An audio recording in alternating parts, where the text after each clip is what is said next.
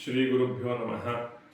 ಸದಾಶಿವಸಮಾರಂಭಾಂ ಶಂಕರಾಚಾರ್ಯಮಧ್ಯಮಾಂ ಅಸ್ಮದಾಚಾರ್ಯಪರ್ಯಂತಾಂ ವಂದೇ ಗುರುಪರಂಪರಾ. ಎಲ್ಲ ಧರ್ಮಾಭಿಮಾನಿಗಳಿಗೆ ನಮಸ್ಕಾರ. ಶಾಸ್ತ್ರ ಪ್ರಪಂಚದಲ್ಲಿ ಒಂದು ವಿಶೇಷವಾದಂಥ ಮಾತಿದೆ, ಅಕಾಲೇ ಕೃತಂ ಅಕೃತಮೇವ.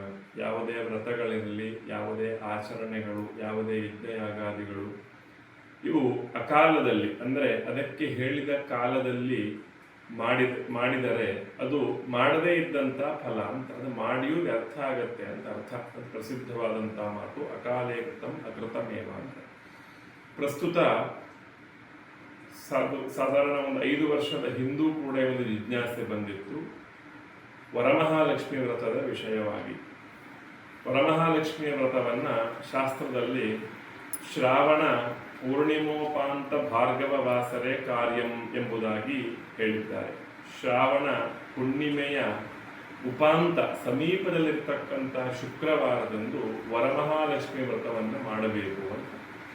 ಆ ಪ್ರಕಾರ ಈ ಆಚರಣೆಗಳನ್ನು ಮಾಡ್ತಾ ಬರ್ತಾ ಇದ್ದೇವೆ. ಇಲ್ಲಿ ಹುಣ್ಣಿಮೆಯಂದೇ ಶುಕ್ರವಾರ ಬಂದಾಗ ಕೆಲವು ಗ್ರಂಥಗಳು ಅವತ್ತೇ ವರಮಹಾಲಕ್ಷ್ಮಿ ವ್ರತವನ್ನು ಮಾಡಿ ಅಂತ ವಿಧಿಸಿದ್ದಾರೆ. ಉದಾಹರಣೆಗೆ ವ್ರತ ನಿರ್ಣಯ ಕಲ್ಪವಲ್ಲಿಯಲ್ಲಿ ಶ್ರಾವಣದಲ್ಲಿ ಪೂರ್ಣಿಮೆಯಂದೇ ಶುಕ್ರವಾರ ಬಂದರೆ ಅವತ್ತೇ ಮಾಡಿ ಅಂತ ಹೇಳಿದ್ದಾರೆ, ವ್ರತ ನಿರ್ಣಯ ಕಲ್ಪವಲ್ಲಿ ಎನ್ನುವಂಥ ಗ್ರಂಥದಲ್ಲಿ. ಆದರೆ ಅದರಲ್ಲಿ ಆ ಹುಣ್ಣಿಮೆ ಎಷ್ಟು ವ್ಯಾಪ್ತಿ ಇರಬೇಕು ಅನ್ನುವಂಥ ವಿಷಯದಲ್ಲಿ ಆ ಗ್ರಂಥದಲ್ಲಿ ತೀರ್ಮಾನ ಇಲ್ಲ. ಪ್ರಾಯಃ ಅದನ್ನೇ ಇಟ್ಕೊಂಡು ಕೆಲವು ಪಂಚಾಂಗಗಳಲ್ಲಿ ಇವತ್ತು ಶ್ರಾವಣ ಹುಣ್ಣಿಮೆಯ ಶುಕ್ರವಾರದಂದೇ ವರಮಹಾಲಕ್ಷ್ಮಿ ವ್ರತವನ್ನು ಬರೆಯಲ್ಪಟ್ಟಿದೆ.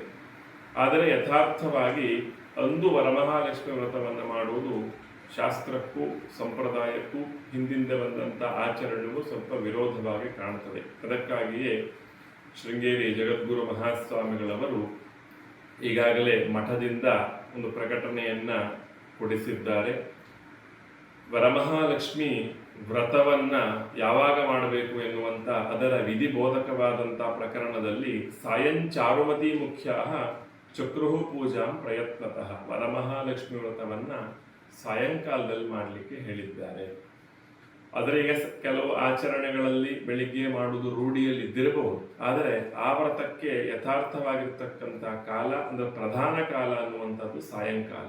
ಉದಾಹರಣೆಗೆ ಈಗ ಸತ್ಯನಾರಾಯಣಂ ದೇವಂ ಯಜೇಚ್ಛೈವ ನಿಶಾಮುಖಿ ಅಂತ, ಸತ್ಯನಾರಾಯಣ ವ್ರತವನ್ನ ನಿಶಾಮುಖ ಅಂದ್ರೆ ಸಂಧ್ಯಾಕಾಲದಲ್ಲಿ ಸಾಯಂಕಾಲದಲ್ಲಿ ಮಾಡ್ಲಿಕ್ಕೆ ಹೇಳಿದ್ರು ಕೂಡ ಯಸ್ಮಿನ್ ಕಸ್ಮಿನ್ ಕಾಲ ಎನ್ನುವಂಥ ವಾಕ್ಯ ಇಟ್ಕೊಂಡು ನಾವು ಬೇಕಾದಾಗ ಅದನ್ನು ಮಾಡಿಕೊಳ್ಳುತ್ತೇವೆ. ಆದರೆ ಪ್ರಧಾನ ಕಾಲ ಅನ್ನುವಂಥದ್ದು ಒಂದು ಇರ್ತದೆ ಅಂತ. ಅದು ಕೇವಲ ಈ ವರಮಹಾಲಕ್ಷ್ಮಿ ವ್ರತವಿಧಿ ಬೋಧಕ ಕಥೆ ಮಾತ್ರ ಅಲ್ಲ, ಸ್ಕಾಂದ ಪುರಾಣದಲ್ಲೂ ಕೂಡ ಭೃಗುವಾಸರ ಸಂಯುಕ್ತ ಶ್ರಾವಣೇ ಮಾಸಿ ಪೂರ್ಣಿಮಾ ಪ್ರದೋಷವ್ಯಾಪಿನಿ ಸಾಚೇತ್ ಗ್ರಾಹ್ಯ ಲಕ್ಷ್ಮಿ ವ್ರತೇ ಶುಭ.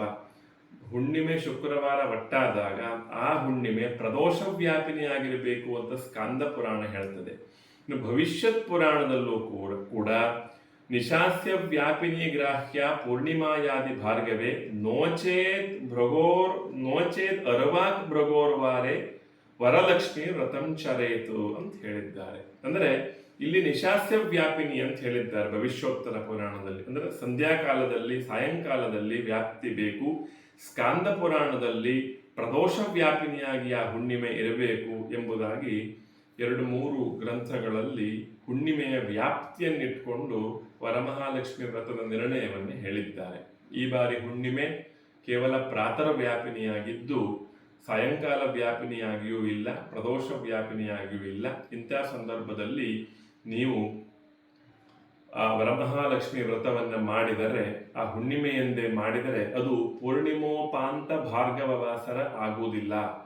ಯಾಕಂದ್ರೆ ಸಾಯಂಕಾಲ ಮಾಡ್ತಕ್ಕಂಥ ವ್ರತ ಅದಾದ್ರಿಂದ ಸಾಯಂಕಾಲಕ್ಕೆ ಅದು ಕೃಷ್ಣ ಪಕ್ಷ ಬರುವುದರಿಂದ, ಕೃಷ್ಣ ಪಾಡ್ಯ ಸಾಯಂಕಾಲಕ್ಕೆ ಬರುವುದರಿಂದ ಪೂರ್ಣಿಮೋಪಾಂತ ಭಾರ್ಗವ ವಾಸರ ಎನ್ನುವಂತ ಒಂದು ಉಕ್ತಿ ಅದಕ್ಕೆ ಕೂಡುವುದಿಲ್ಲ. ಆ ದೃಷ್ಟಿಯಿಂದ ಅದರ ಹಿಂದಿನ ಶುಕ್ರವಾರ ಅಂದ್ರೆ ನಾಡಿದ 21ನೇ ತಾರೀಕಿನಂದು ವರಮಹಾಲಕ್ಷ್ಮಿ ವ್ರತವನ್ನು ಮಾಡಲಿಕ್ಕೆ ಶೃಂಗೇರಿ ಜಗದ್ಗುರು ಮಹಾಸ್ವಾಮಿಗಳವರು ನಮಗೆಲ್ಲ ಅಪ್ಪಣೆಯನ್ನು ಕೊಡಿಸಿದ್ದಾರೆ.